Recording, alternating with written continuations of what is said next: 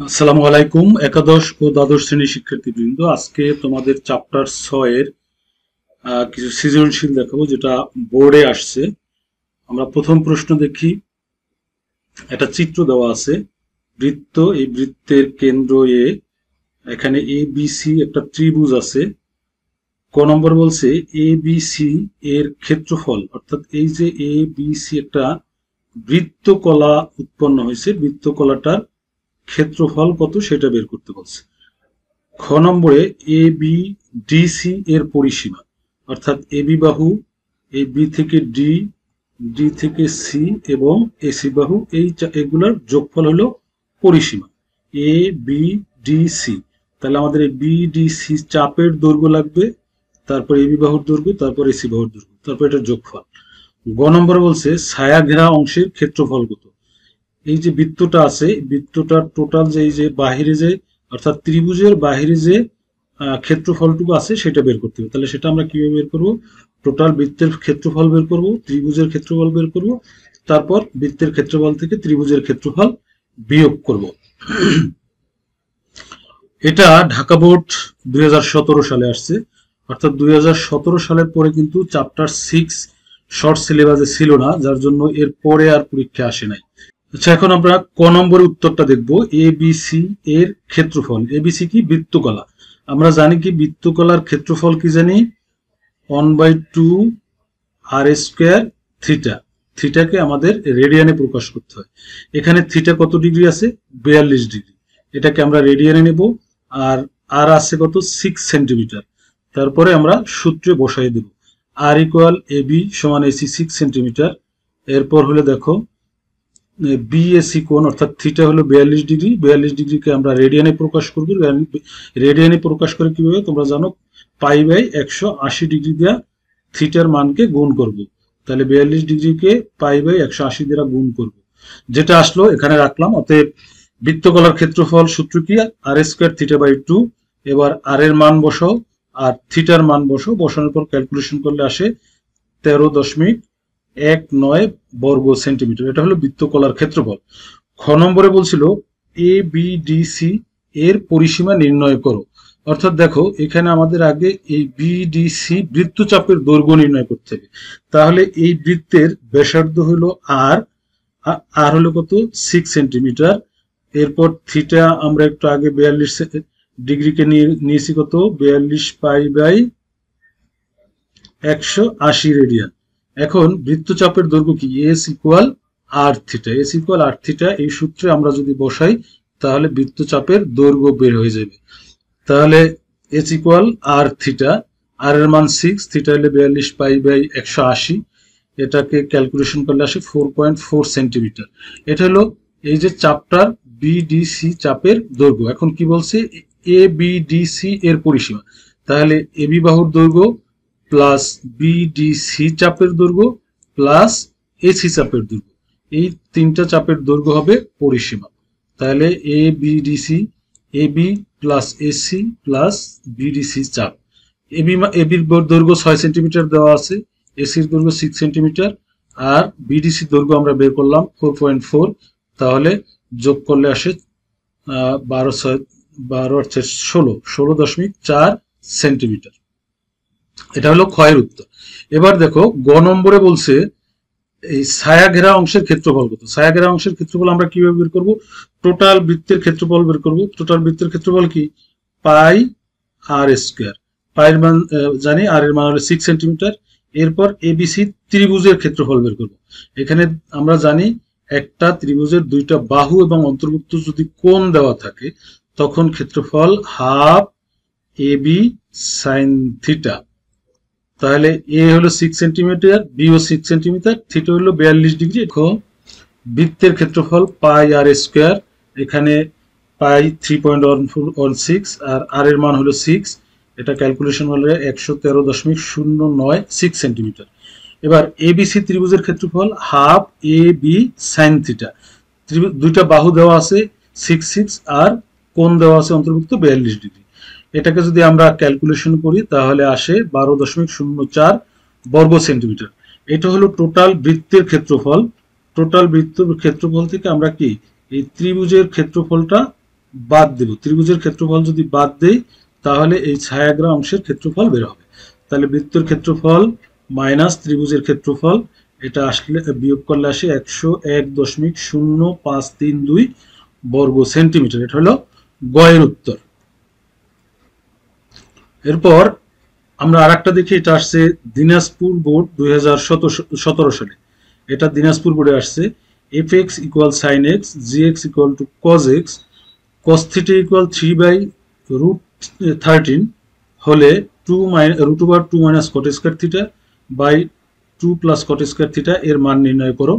খ নম্বরে fx plus fy equal p, gx plus gy equal q হলে প্রমাণ করো f of x minus y by 2 equal plus minus half √4 minus p square minus q square. এটা 7 চ্যাপ্টারের। গ নম্বরে এই যে fx আছে সেটার f2x এর লেখচিত্র অঙ্কন করতে বলছে।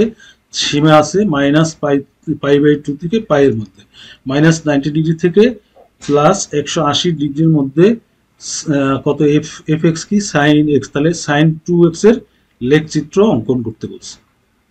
আমরা এখন ক নম্বরটা দেখি। ক নম্বরে আমাদের দেওয়া ছিল cos থিটা ইকুয়াল 3/√13। এখান থেকে আমাদের এই 2 minus cot square theta by 2 plus cot square থিটার মান বের করতে হবে। তার মানে আমাদের cot থিটার মান বের করতে হবে। এখন তোমরা এই সূত্র দিয়ে করতে পারো, cos স্কয়ার থিটা সমান 1 মাইনাস sin স্কয়ার থিটা দিয়ে, এই সূত্র দিয়ে করতে পারো, অথবা চিত্র দিয়েও করতে পারো।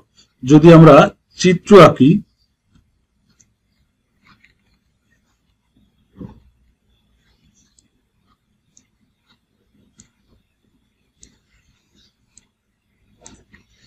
এটা যদি থিটা হয়, এই কোণটা যদি থিটা হয় তাহলে cos থিটা হলো ভূমি বাই অতিভুজ, তাহলে ভূমি হলো 3, অতিভুজ হলো √13। তাহলে এই লম্বটা আমাদের বের করতে হবে। তাহলে লম্ব আসবে কি অতিভুজ স্কয়ার মাইনাস √, অতিভুজ স্কয়ার হলো 13 মাইনাস ভূমি স্কয়ার হলো 3 স্কয়ার, তাহলে 13 মাইনাস 13 মাইনাস 9, 3 3 9, তার মানে √4, তার মানে 2।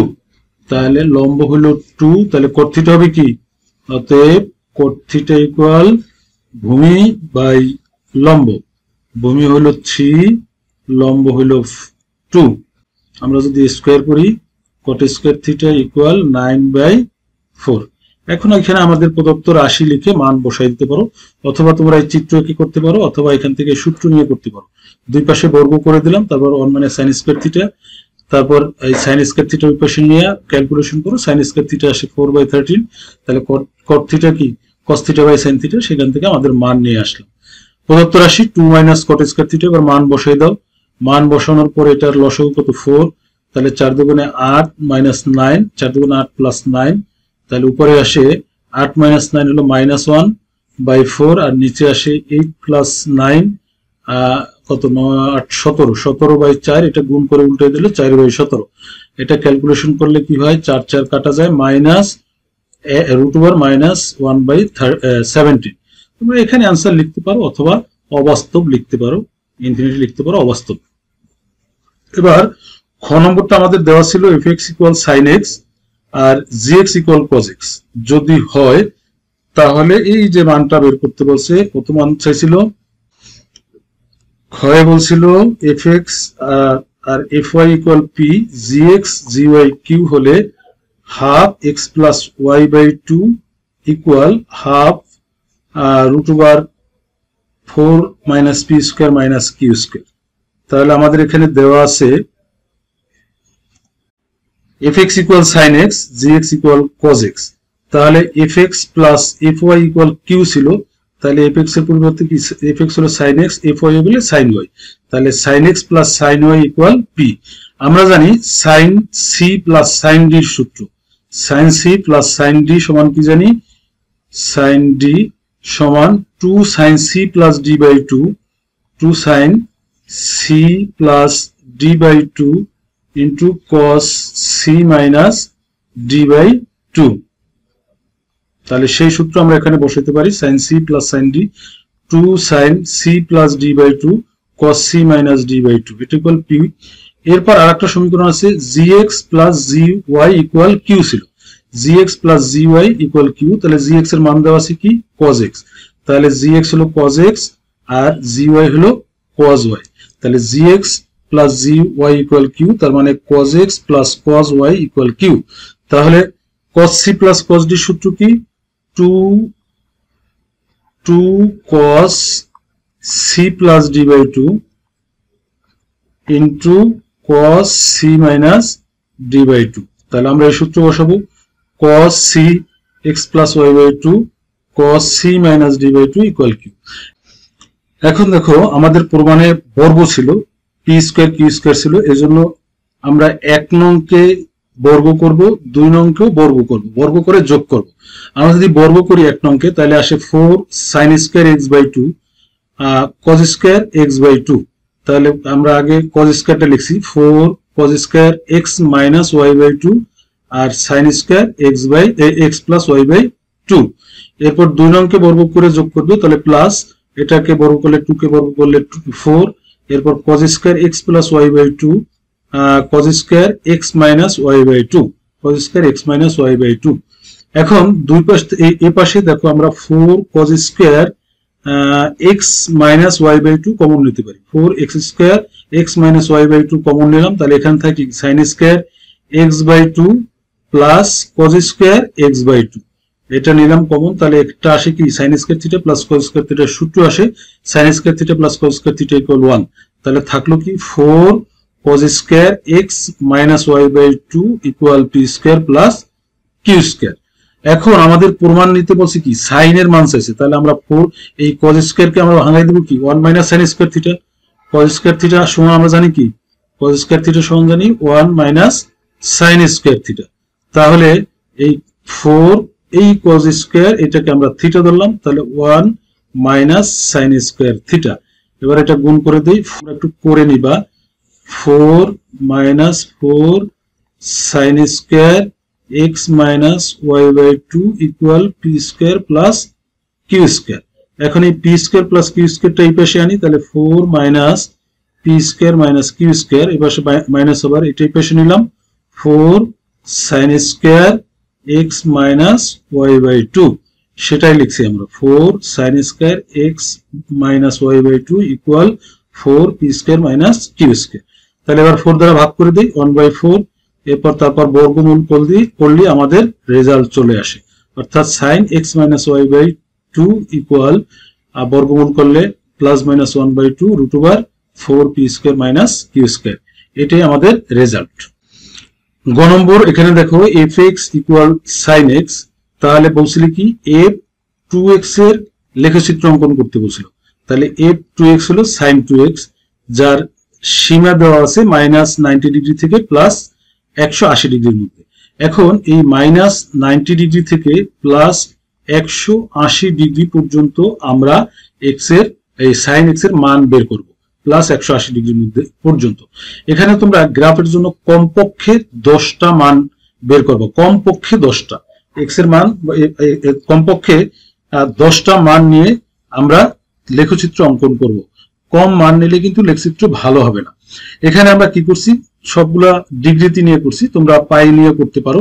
এরপর 15 ডিগ্রি ব্যবধানে নিয়ে সব মানগুলো নিছি, দেখো x 0 ডিগ্রি প্লাস মাইনাস 15, তারপর plus minus 30 plus minus 45 plus minus 90 plus 75 plus minus 90। এরপর কিন্তু আমরা প্লাস মাইনাস নেই, কারণ কি আমাদের মাইনাস 90 পর্যন্ত আছে। এরপর 105 120 135 150 165 180, আমরা 15 ডিগ্রি করে ব্যবধানে নিছি, তোমরা 30 ডিগ্রি ব্যবধান নিতে পারো। এখন দেখো ক্যালকুলেটরে তোমরা এই সারণীটা করবা, sin 0 ডিগ্রি ক্যালকুলেটরে করবা, sin 0 এর মান এখানে x এর মান 0 বসালে sin 0 এর মান 0 ডিগ্রি, এরপর sin প্লাস মাইনাস 15 ডিগ্রি, অর্থাৎ sin এখানে x এর মান 15, এখানে কি আছে 2x, তাহলে তোমরা ক্যালকুলেটরে করবে কি sin 30 ডিগ্রি মান বের করবা, এবার sin মাইনাস 30 ডিগ্রি মান বের করবা, তাহলে সেটা আসে প্লাস মাইনাস 0.5। এরপর sin 30 ডিগ্রির জন্য 30 এর জন্য কত আসবে, এখানে যেহেতু 2x, যেহেতু sin 2x এই এখানে x এর যে মানটা আসবে তার ডাবল ক্যালকুলেটরে বসাবা, তাহলে 15 ডিগ্রির জন্য sin 30 ডিগ্রি বের করবা, আবার 30 ডিগ্রির জন্য সাইন 60 ডিগ্রি বের করবা, 45 ডিগ্রির জন্য সাইন 90 ডিগ্রির মান বের করবা, তারপর 60 ডিগ্রির জন্য সাইন 120 ডিগ্রির মান বের করবা, তারপর 75 ডিগ্রির জন্য 150 ডিগ্রির মান বের করবা, তারপর 90 ডিগ্রির জন্য 180 ডিগ্রির মান বের করবা, তারপর 105 ডিগ্রির জন্য 210 ডিগ্রি মান বের করবা, 120 ডিগ্রি সাইন 120 ডিগ্রির জন্য 120 ডিগ্রির জন্য সাইন 240 ডিগ্রি মান বের করবা, 135 ডিগ্রির জন্য 270 ডিগ্রি মান বের করবা, 150 ডিগ্রির জন্য 300 ডিগ্রি মান বের করবা, 165 ডিগ্রির জন্য সাইন 320 ডিগ্রির মান বের করবা, 180 ডিগ্রির জন্য সাইন 360 ডিগ্রির মান বের করবা। ক্যালকুলেটরে করে এটা তোমরা মানগুলা বসাইয়া দিবা। এটা কিন্তু প্র্যাকটিক্যালও লাগে, প্র্যাকটিক্যালও আসে এটা। এখন এই যে মানগুলা পাইলাম সেটা আমরা গ্রাফে বসাবো। দেখো আমরা এক্স অক্ষ বরাবর ডিগ্রি বসাবো, এক্স অক্ষ বরাবর ডিগ্রি, আর ওয়াই অক্ষ বরাবর মানগুলা বসাবো। দেখো এক্স অক্ষ বরাবর ছোট বর্গের এক বাহু সমান 5 ডিগ্রি, এক বাহু সমান হচ্ছে 5 ডিগ্রি, আর ওয়াই অক্ষ বরাবর ছোট বর্গের এক বাহু সমান 0.1, এক বাহু সমান 0.1, তাহলে একের জন্য হবে 10 ঘর, 0.1 এর জন্য 1 ঘর। আচ্ছা এখন দেখো তাহলে কত, প্রথম হলো 0 ডিগ্রি, তাহলে 0 ডিগ্রিতে এখানে 0 ডিগ্রি, 0 ডিগ্রির জন্য মানও 0, তাহলে এখানে। এরপর হলো কত 15 ডিগ্রি, 15 ডিগ্রির জন্য আমরা কি করছিলাম, এক বাহুর জন্য 5 ঘর, মানে 5 ডিগ্রির জন্য এক ঘর, 5 ডিগ্রি সমান হলো 1 ঘর, তাহলে 15 ডিগ্রি সমান হবে কত 3 ঘর। তাহলে আমরা এদিক থেকে 1 2 1 2 3 ঘর। এরপর কত 0.5, 0.5 এর জন্য কত আসবে 0.5, আমরা ধরছি কত এক বাহু সমান 0.1, তাহলে 5 ঘর উপরে 1 2 3 4 5, এখানে 5 ঘর। একই রকম ঋণাত্মক যদি যাই তখন এই দিকে ঋণাত্মক আসবো, এই নিচে 5 ঘর আসবো। তারপর কত 30 ডিগ্রি, 30 ডিগ্রির জন্য কয় ঘর আসবে 6 ঘর, তাহলে 1 2 3 4 5 6। 45 ডিগ্রি, 45 তাহলে 9 ঘর সামনে যাবে, 9 ঘর, 9 ঘরের জন্য কত 1, তাহলে 10 ঘর উপরে 10 ঘর, এই যে এখানে 10 ঘর। আবার এটা এই দিকেও নিচে 10 ঘর। এরপর একই রকম কত 60, 60 এর জন্য কত আসবে 5 দিয়ে ভাগ করো, 5 12, 12 ঘর, 12 ঘর উপরে যাবে, আবার ডান দিকে যাইয়া 12 ঘর, এখানে কত 5 10 12, 12 ঘরে কত 0.87, তার মানে উপরে 9 ঘর, 8 ঘরের চেয়ে একটু বড়, 1 2 3 4 5 6 7 8 9, এই যে এখানে। এরপর এটা ডান দিকে এরকম আসবে, এখানে 12 বাম দিকে 1 2 3 4 5 6 7 8 এই 9, এরকম আমরা সব বিন্দুগুলো বসাবো। তারপর এটা এরকম ফ্রি হ্যান্ডে তোমরা যোগ করবা, স্কেল দিয়ে না, এরকম ভাঁজ করে এরকম এরকম করে যোগ করবা।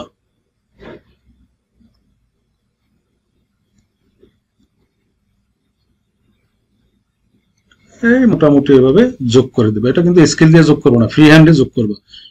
আজকে আমরা এই চ্যাপ্টার থেকে 2টা সৃজনশীল করলাম।